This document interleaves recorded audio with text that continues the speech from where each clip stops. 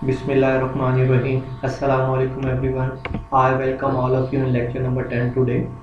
Lecture number 10 जो है वो ग्रामर सीरीज़ के लेक्चर नंबर 7, 8, 9 के बाद स्पोकन से रिलेटेड है। इस लेक्चर के अंदर हम कुछ कंफ्यूजिंग वर्ड्स को देखेंगे कि जो वर्ड्स हमें कंफ्यूज करते हैं हमारी स्पीकिंग के अंदर, हमारी इंग्लिश के अंदर, और उसके अलावा कुछ बेसिक जनरल टॉपिक्स को डिस्कस करेंगे जो कि बिल्कुल लेमन मेथड से बिल्कुल स्टार्ट से स्टार्ट करेंगे।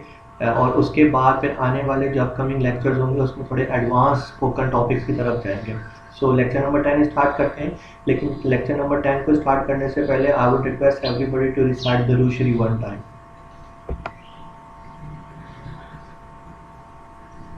सो let's start lecture number 10। Lecture number 10 को स्टार्ट करते हैं कंफ्यूजिंग वर्ड्स से। कंफ्यूजिंग वर्ड्स क्या होते हैं? कुछ ऐसे सिमिलर वर्ड्स होते हैं जिनकी स्पेलिंग या जिनकी प्रोनाउंसिएशन जो है वो हमें सिमिलर लगती है, इस वजह से वो हमें कंफ्यूज करते हैं अक्सर। तो कंफ्यूजिंग वर्ड्स को डिस्कस करते हैं कि कंफ्यूजिंग वर्ड्स कौन कौन से होते हैं और उनमें बेसिकली डिफरेंस क्या है। सो सबसे पहले क्या है? Loose, then LOOSE loose. LOSE lose is a verb, ये एक वर्ब है और हैज जेड साउंड। इसके अंदर जो साउंड आती है वो जेड की आती है, तो ये बन जाता है lose. Lose means unable to get something, जिसे हम हासिल नहीं कर सकते। और LOOS is an adjective and has S sound. ये लूज है और वो लूज है। Z का साउंड देगा LOSE और LOOSE में S का साउंड देगा। And loose mean not tight, जिसे हम बोलते हैं ढीला है। अगर हम एग्जांपल देखें, he does not want to lose the match, वो मैच हारना नहीं चाहता, मीन वो हासिल नहीं कर सकता, he is unable to get something. और लूज की एग्जांपल देखेंगे, loose dress is always annoying, मतलब जो खुला ड्रेस होता है वो हमेशा तंग करता है। She will lose her mobile if she keeps it everywhere, वो अपना मोबाइल घुमा देगी अगर वो हर जगह पे मोबाइल रखेगी, मीन वो दोबारा हासिल नहीं कर सकती, she would lose it. And close the window, it's handle is loose, window को बंद कर दीजिए क्योंकि इसका हैंडल क्या है? ढीला है। तो ये मेन डिफरेंस है दोनों के अंदर। फार्दर एंड फर्दर, ये भी बहुत ज्यादा इस्तेमाल होता है। स्टूडेंट को इसमें भी कंफ्यूजन होती है कि कहाँ पे FAR वाला लगाना है और कहाँ पे FUR वाला लगाना है। Farther is used when referring to physical distance, farther इस्तेमाल होगा FAR वाला जब हम फिजिकल डिस्टेंस के बारे में बताएंगे। और further is used when referring to thing which are not physical, जो कि फिजिकल चीज नहीं होती तो उसके लिए फर्दर लगाएंगे। एग्जाम्पल अगर हम देखें, how much farther until we reach to station, यानी हम कितना दूर है, हमारा डिस्टेंस कितना है जब तक कि हम स्टेशन पहुंचेंगे। इन शॉर्ट के स्टेशन से हम कितना दूर है, तो how farther we are using. और फर्दर क्या है? Do you have any further question. तो स्टूडेंट्स को डिफरेंस नहीं पता होता तो वो FUR की जगह FAR लगा रहे होते हैं, FAR की जगह FUR लगा रहे होते हैं। तो do you have any further question, क्या आपके पास कोई और क्वेश्चन है? इसके अंदर कोई फिजिकल डिस्टेंस नहीं है, no further complaints are allowed, इसके अलावा और कोई फर्दर कंप्लेंट नहीं सुनी जाएगी। तो ये मेन डिफरेंस है दोनों के अंदर। Next is affect and effect. ये स्टूडेंट अक्सर क्वेश्चन भी करते हैं और ये बहुत कंफ्यूजिंग सी चीज है कि अफेक्ट क्या और इफेक्ट क्या है। It is a verb, affect is a verb, it tells about to influence और मेक अ डिफरेंस। ये एक वर्ब के तौर पे इस्तेमाल होता है और ये इन्फ्लुएंस के बारे में बताता है या डिफरेंस क्रिएशन के बारे में बताता है। और इफेक्ट जो है ई वाला, इट्स अ नाउन। ई वाला भी वर्ब के तौर पे इस्तेमाल हो सकता है, लेकिन ज्यादातर जगहों पे नाउन के तौर पे इस्तेमाल होता है। It tells about the result, और ये रिजल्ट के बारे में बताता है। अगर हम एग्जांपल देखें, smoking will affect your health, अब विल के बाद वर्ब आ रहा है, अफेक्ट इस्तेमाल हो रहा है वर्ब के तौर पे कि जो सिगरेट नोशी है वो आपकी सेहत पर बुरा असर डालेगी, मतलब इन्फ्लुएंस क्रिएट कर रही है। और इफेक्ट क्या है? The beneficial effects of exercise are told in detail. अब बेनिफिशियल इफेक्ट्स ये नाउन के तौर पे इस्तेमाल हो रहा है कि जो एक्सरसाइज वर्जिश के जो रिजल्ट्स हैं बेनिफिशियल, वो हम आपको ऑलरेडी डिटेल के अंदर बता चुके हैं। The weather will affect my plans to go, अब जो वेदर है वो अफेक्ट कर देगा, अगेन यहाँ पे वर्ब के तौर पे इस्तेमाल हो रहा है कि वो मेरे प्लान्स को अफेक्ट कर देगा, मतलब डिफरेंस क्रिएट करेगा, इन्फ्लुएंस कर देगा कि जो मुझे जाने का प्लान था वो आज का जो वेदर है वो क्या कर देगा? अफेक्ट कर देगा। तो ये एक मेन डिफरेंस है। अगर आप इसकी प्रैक्टिस करेंगे तो आप इजीली इसको रिकॉग्नाइज कर सकते हैं कि कहाँ पे आपने अफेक्ट लगाना है और कहाँ पे आपने इफेक्ट लगाना है। Next most important is advice and advice. दोनों में फर्क क्या है? एक में CER है, एक में SER है। इसमें बहुत ज्यादा स्टूडेंट कंफ्यूज होते हैं। बोलने में तो देखिए दोनों सेम है, बोलने में पता नहीं लगता, लेकिन लिखने में आपने सी की जगह एससी लगा दिया, एससी की जगह सी लगा दिया तो वो गलत हो जाएगा। सी वाला क्या है, इज अ नाउन, और एससी वाला क्या है, इज अ वर्ब। ये छोटा सा फर्क है कि एक नाउन है और एक वर्ब है। एग्जांपल अगर हम देखें, please give me an advice, बराए मेहरबानी मुझे एक मशवरा दीजिए। यहाँ पे वर्ब जो इस्तेमाल हो रहा है वो गिव इस्तेमाल हो रहा है, और एडवाइस जो है वो एज अ नाउन के तौर पे इस्तेमाल हो रहा है। और एससी वाला क्या है, प्लीज एडवाइस मी, यहाँ पे ये वर्ब के तौर पे इस्तेमाल हो रहा है। दोनों की मीनिंग देखे सेम है, लेकिन सी वाला क्या है, इसका मतलब होता है मशवरा, और एससी वाला होता है मशवरा देना। ना आ गया तो इसका मतलब ये क्या हो गया, वर्ब हो गया। सो आई होप सो कि एडवाइस का डिफरेंस भी आपको क्लियर हो गया होगा। देन ब्रेथ एंड ब्रीथ, एक में ई आ रहा है और एक में ई नहीं आ रहा, ये भी बहुत कॉमनली इस्तेमाल होता है। Breath is a noun and referring to air which comes in and out to lungs. जो ब्रेथ है वो नाउन है और ये रेफर करता है उस ऑक्सीजन को जो हम इनहेल करते हैं। और ब्रेथ ई वाला इज अ वर्ब, ये वर्ब है referring to act of breath. एक क्या है, सांस लेने के अमल को, वर्ब को हम ई वाला ब्रेथ यूज करते हैं, और सिर्फ नाउन के तौर पे जो इस्तेमाल हो रहा है तो वो क्या होगा, ब्रेथ होगा। Example, she held her breath while swimming, यानी वो अपनी ब्रेथ को कंट्रोल करके रखती है स्विमिंग के वक्त, एज अ नाउन के तौर पे इस्तेमाल हो रहा है। She was told to breathe slowly, उसे कहा गया था कि आहिस्तगी से सांसों को लो, यानी अपनी सांस को आहिस्तगी से बहाल करो, आहिस्ता आहिस्ता से सांस लो, तो ये एज अ वर्ब के तौर पे इस्तेमाल हो रहा है। It and it's, very confusing thing, बहुत सारे स्टूडेंट्स को ये कंफ्यूज करता है। एक में देखें अपॉस्ट्रॉफी आ रहा है, एक में अपॉस्ट्रॉफी नहीं आ रहा, इन दोनों में क्या फर्क है। It's is a possessive pronoun और पजेसिव एडजेक्टिव, या तो ये पजेसिव प्रोनाउन होगा या पजेसिव एडजेक्टिव होगा which shows position. Possessive pronoun या पजेसिव एडजेक्टिव क्या होता है, ये लेक्चर नंबर 8 में मैं डिटेल में बता चुका हूँ, उसको आप दोबारा से देख सकते हैं। और अपॉस्ट्रॉफी वाला जो है वो कॉन्ट्रैक्शन है इट इज की, यानी इट इज को मिला के हमने क्या बना दिया, इट्स बना दिया अपॉस्ट्रॉफी वाला। और विदाउट अपॉस्ट्रॉफी वाला ये या तो पजेसिव प्रोनाउन होगा या पजेसिव एडजेक्टिव होगा। Example, she gave food to dog in its plate, यहाँ पे जो इट्स है वो क्या है, पजेसिव एडजेक्टिव के तौर पे इस्तेमाल हो रहा है इट्स। और अपॉस्ट्रॉफी वाले की एग्जांपल देखें तो हो जाएगा, he is happy because it's birthday. अब यहाँ पे इट्स जो है वो क्या इस्तेमाल हो रहा है, इट इज, तो जुमला क्या है, he is happy because it is birthday, तो हमने क्या कर दिया, कॉन्ट्रैक्शन लगा के इट्स कर दिया। सो जो मेन फर्क है, आई टी एस वाला वो पोजीशन के लिए इस्तेमाल होता है, और आई टी अपॉस्ट्रॉफी एस वाला वो बेसिकली कॉन्ट्रैक्शन है इट इज की।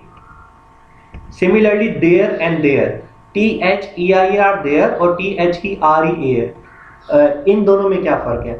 T H E I R ये पजेसिव प्रोनाउन हो सकता है या पजेसिव एडजेक्टिव हो सकता है, ये भी लेक्चर नंबर 8 के अंदर डिटेल में डिस्कस किया गया। और टी एच ई आर ई वाला इट इंडिकेट्स प्लेस और वेन्यू, अभी आगे चल के देयर का मैं कंप्लीट टॉपिक भी आपसे डिस्कस करूंगा। Example, this class is theirs, ये क्लास उन लोगों की है, ये मिल्कियत को शो कर रहा है देयर्स। और अगर हम देयर की बात करें, all students are standing there, तमाम स्टूडेंट्स वहां पे खड़े हुए, तो ये प्लेस के बारे में बता रहा है। तो ये छोटा सा डिफरेंस है T H E I R their और T H E R E there के अंदर। प्रिंसिपल एंड प्रिंसिपल, ये छोटे बच्चों को अक्सर कंफ्यूज करता है, इवन आई हैव सीन के बड़े लोगों को भी बहुत ज्यादा कंफ्यूज करता है पीएल वाला और पीएलई वाला। तो P L it refers to head of school, school के जो हेड होते हैं, इंचार्ज होते हैं, उनके लिए प्रिंसिपल का वर्ड इस्तेमाल होता है। और पीएलई वाला it refers about any belief, strong belief, जिसे हम अकायद बोलते हैं, उसूल बोलते हैं, ये उसके लिए इस्तेमाल होता है। Example, they said welcome to their new principal, उन्होंने अपने नए स्कूल के प्रिंसिपल को क्या कहा, वेलकम कहा। He never compromises on his principles, वो कभी भी अपने उसूलों पे कॉम्प्रोमाइज नहीं करता। और एएल वाला स्कूल प्रिंसिपल और एलई वाला जो है वो नॉर्मली उसूलों के लिए इस्तेमाल होता है।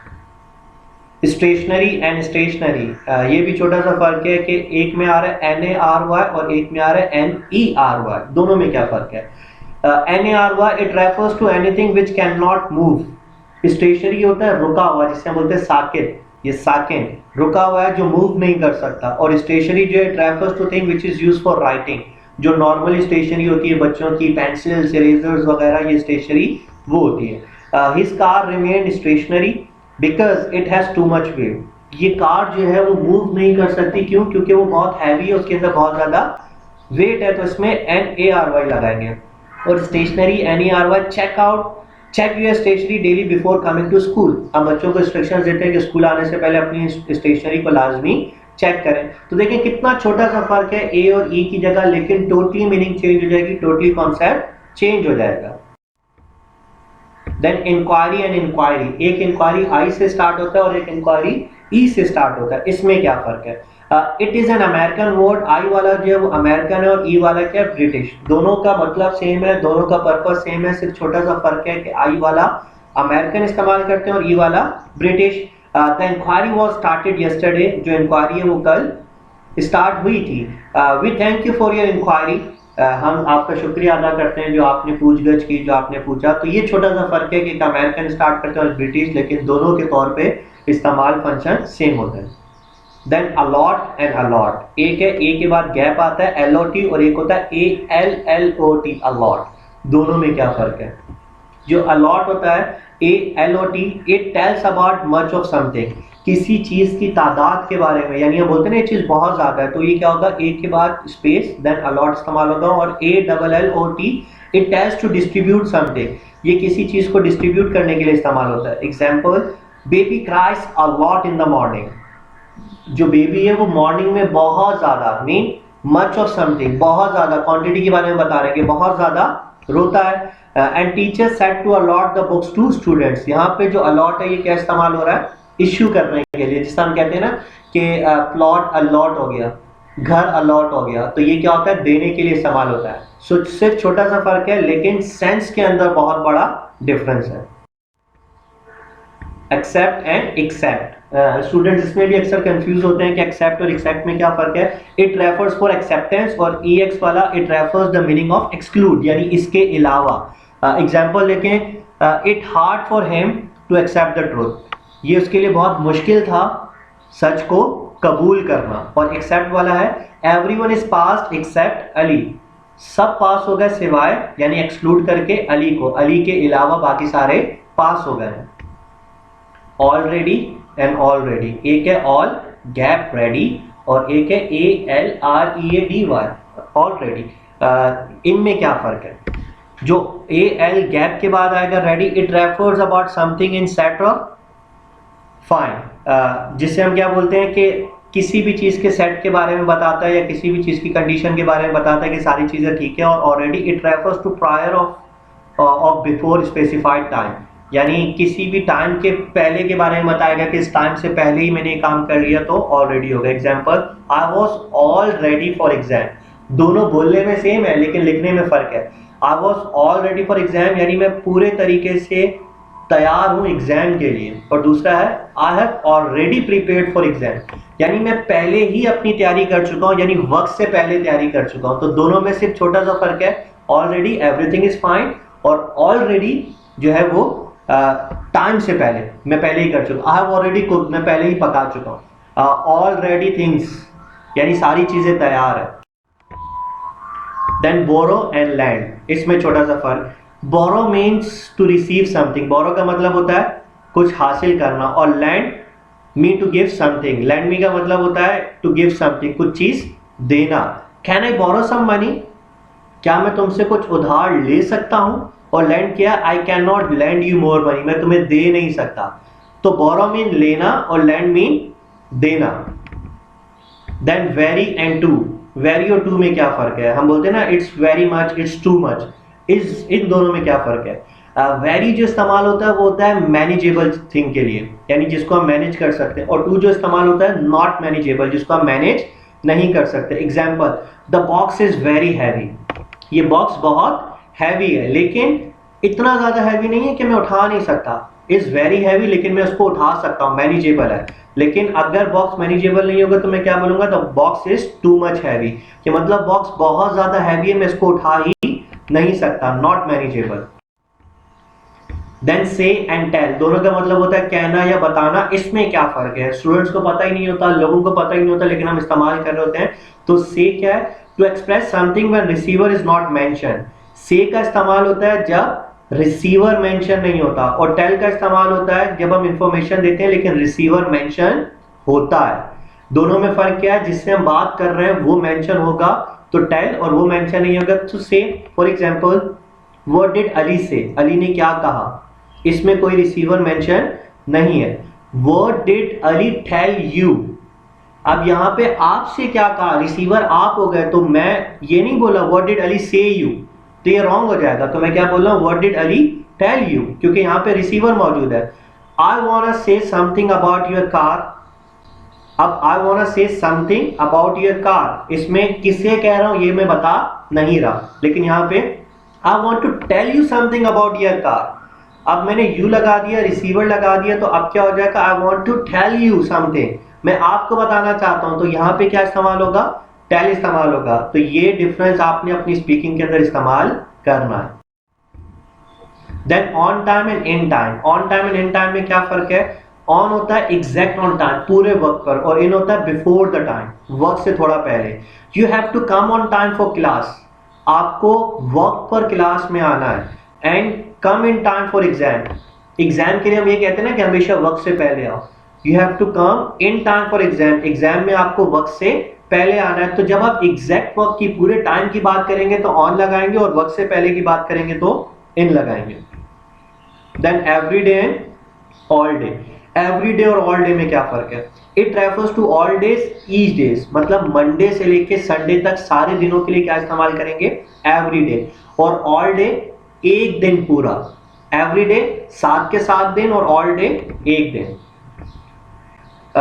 Learn English every day, English को रोजाना याद कीजिए, मतलब मंडे से लेके संडे तक रोजाना, और manage your all day as per your routine, अपने डे को मैनेज करें एज पर योर रूटीन, अपनी रूटीन के मुताबिक। तो ये कुछ कंफ्यूजिंग वर्ड्स है, आई होप सो इसके अलावा भी कुछ है, लेकिन टाइम की शॉर्टेज की वजह से मैं ये कुछ कंफ्यूजिंग वर्ड्स को डिस्कस किया। आई होप सो कि इनकी और ज्यादा प्रैक्टिस करेंगे तो आप स्पीकिंग के अंदर प्रॉपर्ली कंफ्यूजिंग वर्ड्स को इस्तेमाल कर सकते हैं। सो आपको ये सारे कंफ्यूजिंग वर्ड समझ में आ गए होंगे। अब बात करते हैं कुछ जनरल टॉपिक्स की। जनरल टॉपिक्स क्या है, we will start from very basic, हम बिल्कुल बेसिक से स्टार्ट करेंगे जनरल टॉपिक। सबसे पहले मैंने बेसिक के अंदर आपको बताया था हेलो हाय एंड कॉम्प्लीमेंट का, वो मेरे इनिशियल लेक्चर नंबर 4 के अंदर मौजूद है, उसके अंदर आप देख सकते हैं कि हेलो हाय और कॉम्प्लीमेंट जो हम बातचीत इस्तेमाल करते हैं वो कैसे करते हैं। उसके बाद जो मैं स्टार्ट करूंगा वो है general topic.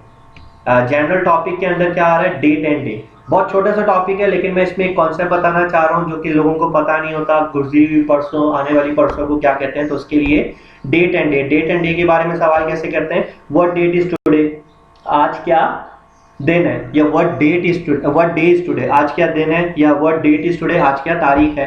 Well today is, जो भी तारीख होगी या दिन होगा आप बता सकते हैं। व्हाट डेट वाज यस्टरडे, गुजरी हुई कल की आप पूछेंगे तो क्या होगा, what date was yesterday. Well yesterday was, जो कल की तारीख थी वो आप बता देंगे, या दिन होगा वो बता देंगे। अच्छा, हम पूछते हैं कि गुजरी हुई परसों को हम क्या बोलते हैं, तो उसके लिए क्या इस्तेमाल करेंगे, what date was day before yesterday. Yesterday होती है गुजरी हुई कल, डे बिफोर यस्टरडे परसों, यानी गुजरी हुई परसों। तो इसका आंसर क्या देंगे, well day before yesterday was, जो भी तारीख थी वो आप बता देंगे, या जो भी दिन पूछा है तो वो आप बता देंगे।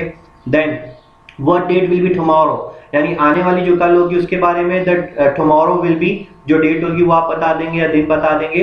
तो आने वाली परसों को क्या बोलते हैं, what date will be day after tomorrow, यानी आने वाली परसों क्या होगी, well day after tomorrow will be so and so, ये उसका आंसर है। तो गुजरी हुई कल यस्टरडे, आने वाली कल टुमारो, गुजरी हुई परसों डे बिफोर यस्टरडे, आने वाली परसों day after yesterday. Next topic is profession. Profession क्या होता है, the way of earning money is called profession. हर वो जरिया जिसके जरिए आप पैसे कमाते हैं वो सिंपली क्या कहलाएगा, प्रोफेशन कहलाएगा। लाइक डॉक्टर, इंजीनियर, मेसन होता है, मिस्त्री को बोलते हैं, अकाउंटेंट, मुंशी, साइंटिस्ट, जिस भी जरिए से आप पैसा कमा रहे हैं वो आपका क्या है, प्रोफेशन है। व्हाट डू यू डू, हम ओल्ड वे में पुराने तरीके से हम क्या पूछते थे, व्हाट डू यू डू, आप क्या करते हैं। या अगर हम थर्ड पर्सन के बारे में, थर्ड पर्सन का मतलब क्या होगा, जो मौजूद नहीं है, what does your father do, आपके बारे में पूछते हैं तो what do you do, what does your father do, किसी भी थर्ड पर्सन के बारे में, ये क्या है, ओल्ड वे ऑफ आस्किंग है। न्यू वे क्या है, व्हाट आर यू, अब हम व्हाट डू यू डू नहीं पूछते, हम डायरेक्ट पूछते हैं व्हाट आर यू, आप क्या है। आंसर क्या होगा, well I am a doctor, well I am a teacher, well I M an engineer, well I M an accountant, well I am a scientist, जो भी होगा। Similarly what is your father, यानी new way क्या है, third person के बारे में पूछने का, what is your father, well he is an accountant. What is your mother, what is your brother, what is your Elder brother, what is your uncle, what are your brothers and sisters. Are इस्तेमाल कर दिया जब आप बहन भाइयों के बारे में ज़्यादा पूछ रहे होंगे। Next topic is nationality. Nationality क्या होता है? Every country has a nation and every nation has its nationality. हर मुल्क के पास एक कौम होती है और उस कौम की एक नेशनैलिटी होती है, कौमियत होती है। इसी तरीके से सिटी है सिटीजनशिप, यानी कौम की नेशन की नेशनैलिटी होती है और सिटी की सिटीजनशिप यानी शहरियत होती है। जिस तरह पाकिस्तान की क्या है? पाकिस्तानी। अमेरिका की क्या है? अमेरिकन। इंग्लैंड की उनको बोलते हैं इंग्लिश, उनकी नेशनैलिटी इंग्लिश है। स्विट्जरलैंड की होती है स्विस। आयरलैंड की होती है आयरिश। न्यूजीलैंड की होती है कीवीज, ये उनकी नेशनैलिटी है। लाइक इंडिया की इंडियंस, श्रीलंका की श्रीलंकन, बांग्लादेश की बांग्लादेशी, ये सारी क्या होती हैं? नेशनैलिटीज होती हैं। इट्स अ लॉन्ग लिस्ट, आप इजीली नेट से उसको गेट कर सकते हैं। अगर हम बात करें कि हम नेशनैलिटी के बारे में सवाल कैसे करेंगे, नॉर्मली जो ऑनलाइन पढ़ाते हैं या जिनका इंटरेक्शन रहता है तो उसके लिए इस्तेमाल होता है where do you live? Old way, आप कहाँ रहते हैं? आंसर सिंपली क्या है? वेल आई लिव इन, मैं यहाँ रहता हूँ। Where does your father live? Third person के बारे में आप क्वेश्चन कर रहे हैं। Where does your father live? Where does your mother live? Where does your sister live? Where does your family live? ये सारे क्या है? थर्ड पर्सन के लिए डज से इस्तेमाल होता है। आंसर क्या हो जाएगा? वेल ही लिव्स इन, आप जवाब दे देंगे। न्यू वे क्या है? Where are you from? पहले पूछ रहे थे वेयर डू यू लिव, अब हम डायरेक्ट क्या पूछते हैं? Where are you from? Answer क्या हो जाएगा? Well I am from whatever the place. Third person की क्या हो जाएगा? Where is your father from? Answer क्या हो जाएगा? He is from wherever the place is. Where is your mother from? Where is your family from? Where is your sister from? So normally इसको practice करके आप easily recognise कर सकते हैं कि ओल्ड वे क्या है, न्यू वे क्या है। अगर हम इसकी प्रैक्टिस करना चाहें नेशनैलिटी की, हम नेशनैलिटी की प्रैक्टिस कैसे कर सकते हैं? लाइक दो लोग कन्वर्सेशन करना चाहें, थोड़ी सी प्रैक्टिस को आप इजीली कर सकते हैं। वो क्या है कि पर्सन उन पूछे well Ali are you American? Person two जवाब देगा no I am not. Then person one पूछेगा where are you from? Person two जवाब देगा well I am from Pakistan. Then person one पूछेगा oh it's mean you are Pakistani. Then person two बोलेंगे yes I am. Then next person बोलेगा where is your father from? तो वो जवाब देंगे well he is from so and so place. Then आप इसको further discussion को बढ़ा सकते हैं। Where is your mother from? इसका जवाब नेक्स्ट पर्सन देगा। Where is your brother from? तो आप डिफरेंट नेशनैलिटी को इस्तेमाल करते हुए इसकी प्रैक्टिस कर सकते हैं, या छोटे बच्चों के जरिए छोटे बच्चों के साथ कन्वर्सेशन में आप इसकी प्रैक्टिस कर सकते हैं। तो it will help them out कि वो अपनी स्पीकिंग को आप बेहतर बना सकते हैं इस प्रैक्टिस के जरिए। देन नेक्स्ट इज स्पेलिंग, ये भी छोटे बच्चों के लिए बहुत ज्यादा इस्तेमाल होता है। ओल्ड वे क्या है? How do you spell Pakistan? पुराना तरीका पूछने का। आंसर क्या होगा? Well I spell Pakistan is PAKISTAN, Pakistan. Normally हम मिस्टेक क्या करते हैं? हम बोलते थे well I spell Pakistan is PAKISTN, हम खामोश हो जाते हैं। लेकिन स्पेलिंग करने के बाद आपने वो वर्ड भी बोलना होता है। तो करेक्ट वे क्या है? Well I spell Pakistan is PAKISTN, word बोलेंगे पाकिस्तान। इसका न्यू वे क्या है पूछने का? What is the spelling of Pakistan? Simply well the spelling of Pakistan is PAKISTAN। पहले वाले ओल्ड तरीके में स्पेलिंग के बाद वर्ड बोलना होता है, न्यू वे के अंदर स्पेलिंग के बाद वर्ड नहीं बोलना होता है। तो ये छोटा सा कॉन्सेप्ट था स्पेलिंग का। Season and weather most important, क्योंकि इसके बारे में हम अक्सर बात करते रहते हैं अपनी नॉर्मल कन्वर्सेशन में। सबसे पहले हम देखते हैं कि सीजन क्या होता है।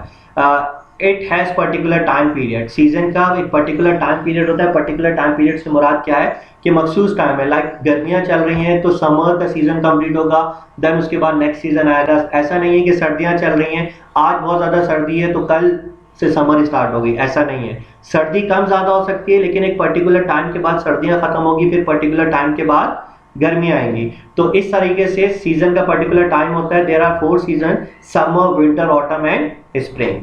गर्मी, सर्दी, खिज़ाएं। वेदर क्या होता है? It does not have particular time period. Weather का कोई मखसूस टाइम पीरियड नहीं होता। जिस तरह सीजन का पर्टिकुलर होता है, वेदर का पर्टिकुलर नहीं होता। आज कोई और मौसम है तो कल कोई और मौसम होगा। इवन के दिन के अंदर भी वेदर चेंज होता रहता है। लाइक सुबह के वक्त कुछ और होगा, दोपहर के वक्त कुछ और होगा, शाम के वक्त कुछ और होगा। तो इसका कोई मखसूस टाइम नहीं है, जबकि सीजन का मखसूस टाइम होता है।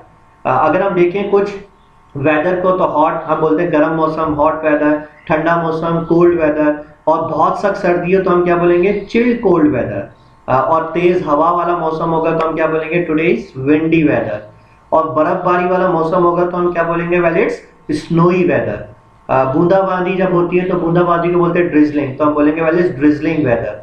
ज़ालाबारी, एक होती है बूंदाबांदी, एक होती है ज़ालाबारी, तो उसको हम क्या बोलेंगे, हेलिंग वेदर। देन धूप वाला मौसम होगा तो उसको हम बोलेंगे सनी वेदर, आज धूप वाला मौसम है, टुडे इज सनी वेदर। तेज धूप वाला मौसम होगा तो उसको हम बोलेंगे शाइनी, नॉर्मल धूप है तो सनी, और तेज धूप वाला है तो शाइनी वेदर। नमी वाला मौसम होगा तो फॉगी वेदर, जो जिसे हम ड्यू बोलते हैं, नमी बोलते हैं, सुबह के वक्त औस गिरी हुई होती है, तो वो होता है फॉगी वेदर। देन खुशगवार मौसम होता है प्लेजेंट वेदर, डिलाइटफुल वेदर, के आज मौसम बहुत खुशगवार है, बहुत अच्छा मौसम है। तूफानी मौसम जो होता है वो स्टॉर्मी वेदर। बादलों वाला, बारिश नहीं हो रही, सिर्फ बादल आए हुए हैं, तो उसका हम बोलते हैं today is cloudy weather. Then लू वाला मौसम स्कॉचिंग वेदर या बर्निंग वेदर। लू वाला होता है जब बहुत तेज गर्म हवा चल रही होती है तो वो स्किन को जला रही होती है, इसलिए इसको क्या बोलते हैं, स्कॉचिंग वेदर। बारिश वाला मौसम होता है उसको हम बोलते हैं रेनी वेदर। घुटन वाला, जब बिल्कुल भी हवा नहीं चल रही होती, हवा भी बंद होती है, तो हम कहते हैं ना कि घुटन वाला मौसम है, तो ये क्या कहलाता है, स्टफी वेदर। और तेज बारिश होती है जिसे हम मूसलाधार बारिश बोलते हैं, तो कैट्स एंड डॉग्स। ये कुछ वेदर्स हैं जो कि डेली बेसिस पे चेंज होते हैं, हर कुछ दिन बाद चेंज होते हैं, तो आई होप सो कि आप इसके जरिए अपनी कन्वर्सेशन को बेहतर बना सकते हैं। देन वेदर के बारे में पूछते कैसे हैं, how is the weather today, well today is, आज का मौसम इस तरह है। कल गुजरी हुई कल थी, तो how was the weather yesterday, well yesterday was stuffy weather, pleasant weather, कुछ भी इस्तेमाल करना चाहें।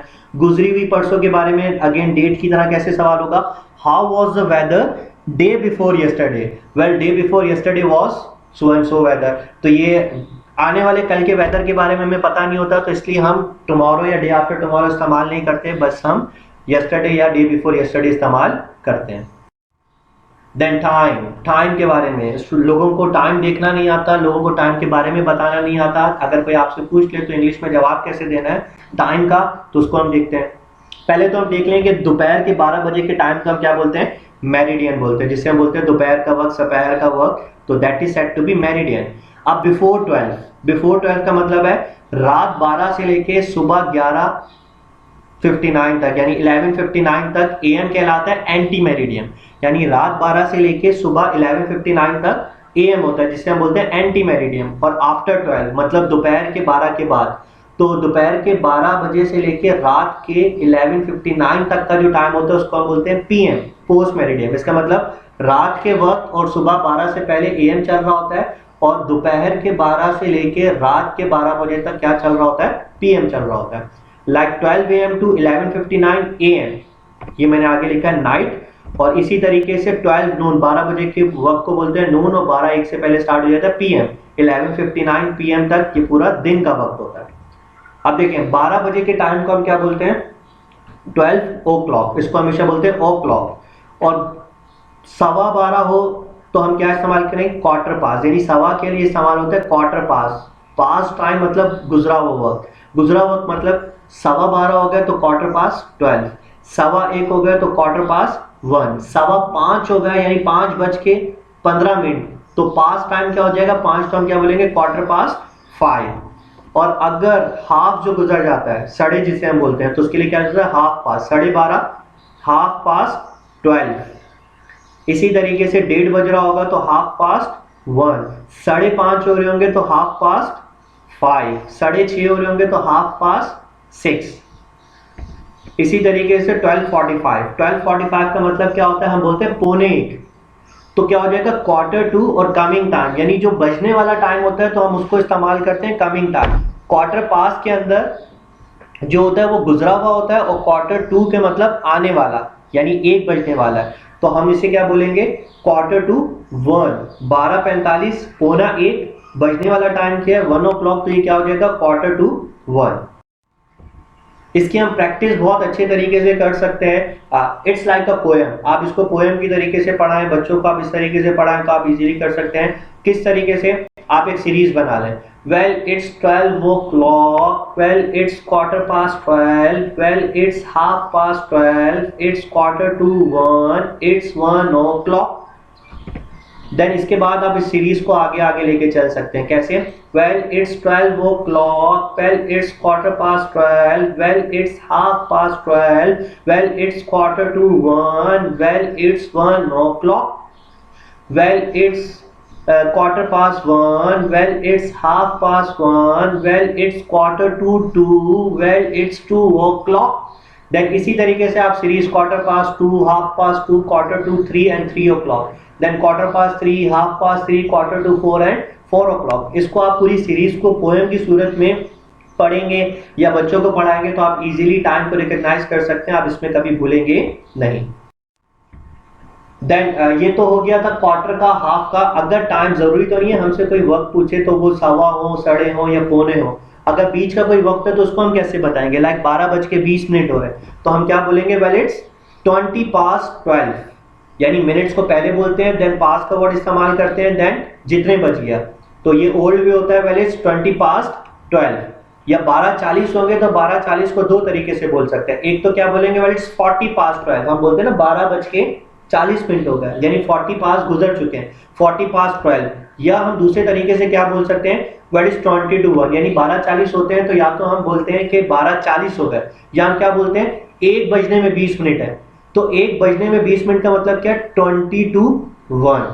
गुजरा हुआ वक्त बताएंगे तो पास्ट लगाएंगे और आने वाला वक्त बताएंगे तो टू लगाएंगे. 12:40 तो 40 past 12 और 1 बजने में 20 मिनट है तो वेल इट्स 20 to 1. और 1:20 हो रहे होंगे तो क्या इस्तेमाल करेंगे, 20 past 1. सो आई होप सो कि ये आपको क्लियर हो गया होगा. ये पुराना तरीका है पूछने का. अब नया तरीका क्या है, हम पास या टू नहीं लगाते, हम डायरेक्ट क्या बोलते हैं, well it's 12:40, well it's 12:20, well it's 12:10. जो भी वक्त होता है वो हम डायरेक्टली बता देते हैं. हम पास और टू का कॉन्सेप्ट अब कम इस्तेमाल करते हैं.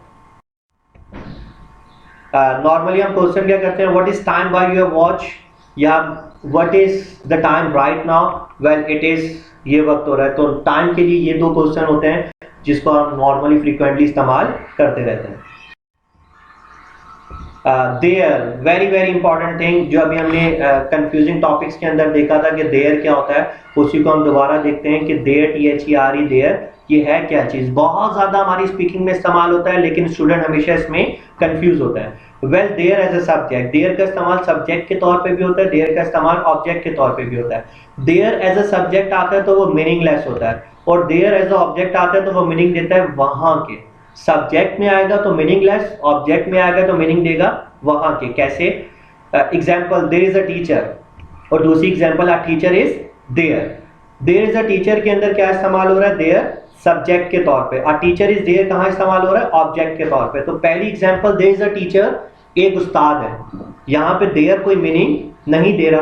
अ टीचर इज देयर, उस्ताद वहां है.